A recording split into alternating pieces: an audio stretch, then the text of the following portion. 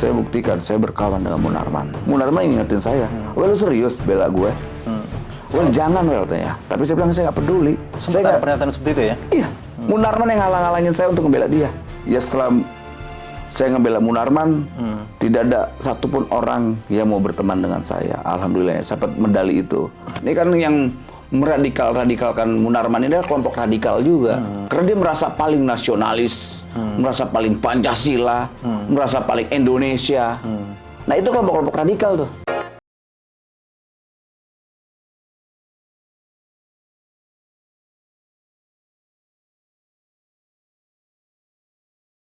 Halo pengacara, apa kabarnya sahabat Halo Pengacara? Semoga dalam keadaan sehat walafiat ya.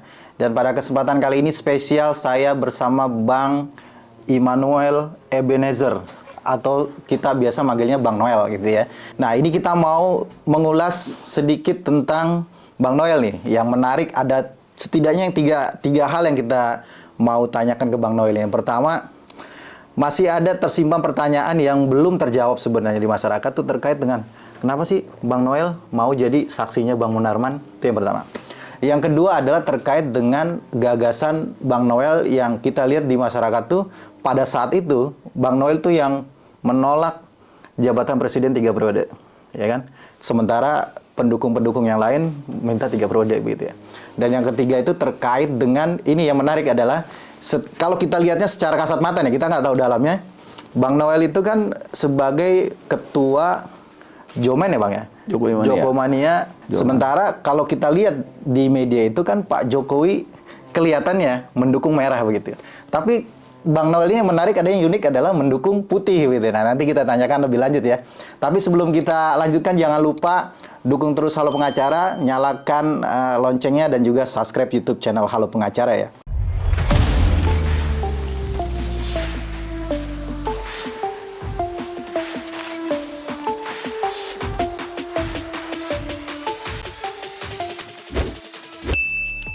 Nah, Bang Noel, ini saya mau tanya. Sampai sekarang saya belum dapat jawaban yang yang lengkap gitu terkait dengan kenapa sih Bang Noel mau jadi saksi di perkaranya Bang Munarman. Dan bahkan yang saya tahu adalah Bang Noel sendiri yang mengajukan diri. Iya. Benar nggak itu? Betul, sangat betul. Alasannya kenapa, Bang? Pertama gini, Munarman itu kan kawan saya, kawan berjuang.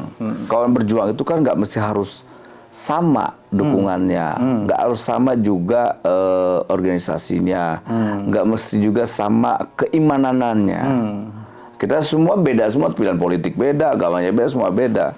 Tapi ada hal yang sama soal kenapa saya membela Munarman.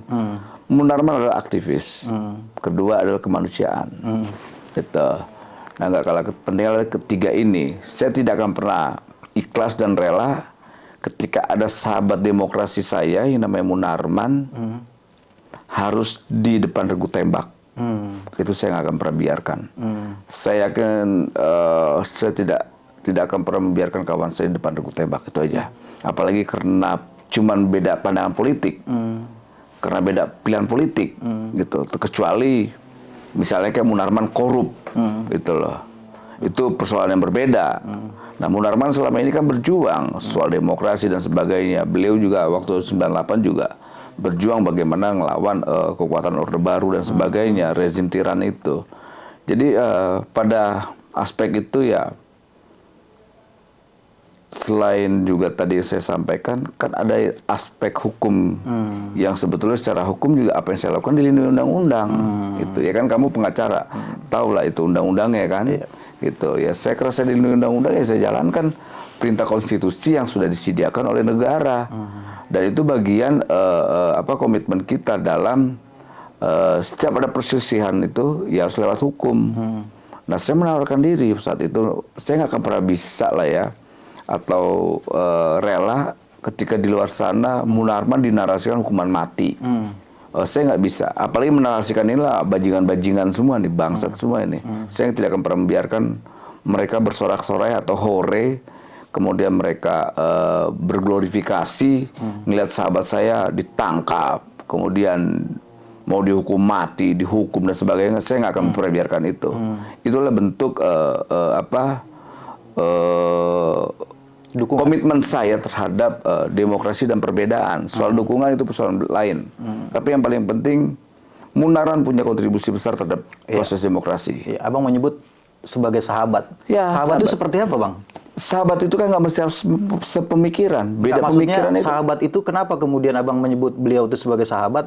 Ada perjalanan yang sudah dilalui Ya bersama? ada dong, nggak mungkin tidak. Dulu pernah kita sama-sama berjuang, nolak waktu itu kalau nggak salah nolak. Karena dulu saya bikin yang namanya koalisi anti utang, dan kebetulan saya ada di situ, dan Munarman juga ada di situ. Ya. Kita kalau nggak salah nolak utang atau apa, saya tahun 9 berapa itu saya lupa itu.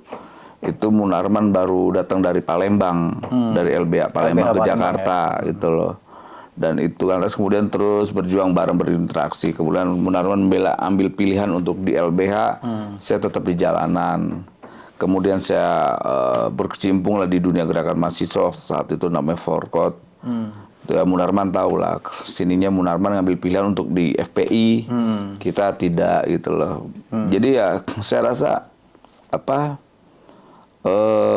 yang menjadi komitmen saya soal demokrasi, saya tidak akan merubahnya gitu loh. Iya, kan yang menarik juga adalah pertama karena posisi Abang pada saat itu kan dan sampai sekarang ya sebagai ketua Joman gitu ya, yang dinilai sebagai orang dekatnya Pak Jokowi yang satu. Yang kedua adalah ini Bang Noel ini bisa dikatakan resikonya tinggi sekali terkait dengan pasca menjadi saksi itu kan, antara lain ada yang diisukan ya diberhentikan lah dari jabatan-jabatan. Bukan diisukan, memang diberhentikan. Benar, diberhentikan makanya. Nah itu kenapa Abang kemudian mengambil risiko itu selain daripada tadi yang Abang sudah jelaskan terkait dengan masalah demokrasi, masalah sahabat, ada lagi nggak yang lebih sangat fundamental di dalam pandangan Abang? Ya, untuk menguji berkawan itu tidak dengan slogan, dengan tindakan. Dan saya melakukan hal itu. Membuktikannya gitu ya? Saya buktikan, saya berkawan dengan Munarman. Walaupun dulu orang kan menganggap bahwa ini hanya kepura-puraan. Iya. Saya buktikan. Gitu loh. Saya nggak peduli. Bahkan Munarman pun sempat prihatin dengan apa yang saya lakukan. Munarman ingetin saya, "Well, lu serius bela gue?" "Well, jangan, well," tanya. Tapi saya bilang saya nggak peduli. Sempat ada pernyataan seperti itu ya? Iya. Munarman yang halang-halangin saya untuk membela dia. Oh, dihalang-halangi justru? Saya dihalang-halangin, yang halang-halangin saya membela Munarman ya Munarman sendiri. Ya? Itu harus diketahui tuh. Munarman yang menghalang-halangi saya untuk membela dia. Kenapa Bang dihalang-halangi Bang? Dia punya pertimbangan-pertimbangan yang lain. Pertama mungkin dia akan pertimbangkan soal, ya saat itu kan saya menjabat sebagai komisaris utama di BUMN. Dia pertimbangan, lu nanti dicopot, well. Kemudian dia mempertimbangkan, well, karir politik lu masih panjang. Kemudian dia juga kasihan dampak ke anak keluarga lu, lantas organisasimu yang kau pimpin. Saya bilang saya nggak peduli. Saya nggak peduli. Saya tidak akan pernah membiarkan kawan saya di depan regu tembak. Itu saya nggak akan pernah biarkan. Itu ya. Karena cuma pilihan politik dan pandangan politik, gitu loh. Saya nggak akan membiarkan hal itu. Makanya saya coba lawan. Meskipun anggota-anggota Abang itu ada nggak yang kontra terhadap Abang itu terhadap keputusan itu? Bukan ada lagi, buyar. Bubar itu. Bubar ya? Bubar. Tapi kan gini, saya ini pemimpin, saya ini leader. Saya tidak akan mengikuti arus anggota saya. Kalau pemikir itu dia harus tegak lurus terhadap pemikirannya. Dan saya tegak lurus terhadap prinsip dan pemikiran saya. Justru itu ujian terhadap anggota ya? Loyal atau tidak gitu kan? Dan alhamdulillah, ya setelah saya ngebela Munarman, tidak ada satupun orang yang mau berteman dengan saya. Alhamdulillah, saya dapat medali itu. Kedua, saya ditinggalkan oleh barisan saya. Saya ditinggalkan oleh jaringan-jaringan yang saya milikin. Ternyata ya mereka takut soal bicara tentang kebenaran. Tapi saat ini sudah kembali? Alhamdulillah, ya banyak yang balik, mulai banyak yang minta maaf, yang dulu bully saya. Ada yang baru malah ya? Anggota baru ya? Semakin banyak. Semakin banyak ya? Makin banyak. Saya menunjukkan integritas saya lah ya. Saya tidak mau integritas saya dirusak karena persoalan jabatan gitu loh. Ya kalau mau ditanya secara manusiawi, orang juga kan sayang banget jabatan komut di BUMN, dapat gaji puluhan juta, dapat fasilitas dan sebagainya, dapat jabatan prestis itu kan susah. Tapi kan bukan di situ. Bukan gitu itu ya poinnya. Bukan itu. Ya, tadi yang Abang sudah jelaskan ya. Itu. Terkait dengan persahabatan itu. Persahabatan itu penting. Bukan hanya di mulut ya. Bukan di mulut. Buktikan gitu dengan aksi. Itu saya sudah jelaskan. Ini kan yang meradikal-radikalkan Munarman ini adalah kelompok radikal juga. Karena harus dilihat, radikalisme itu bukan hanya ada di kelompok agama, tapi di kelompok nasionalis juga ada. Ada ya. Karena dia merasa paling nasionalis, merasa paling Pancasila, merasa paling Indonesia. Nah itu kelompok-kelompok radikal tuh. Gitu loh. Kita ini lahir dari kelompok radikal. Nah makanya tinggal definisi radikal yang mana mereka. Yang mau digunakan ya. Lah iya, soal definisi radikalnya udah salah. Ada pembajakan makna soal radikal. Dan penyempitan dong. Radikal hanya ditujukan selain kepada penyesatan definisi, yang tadi ada penyempitan. Karena lihat, pendiri-pendiri bangsa ini lahir dari kelompok-kelompok radikal. Gitu loh. 98 reformasi adalah kelompok-kelompok radikal juga yang bisa menumbangkan Soeharto ya, kayak contoh kayak saya gini.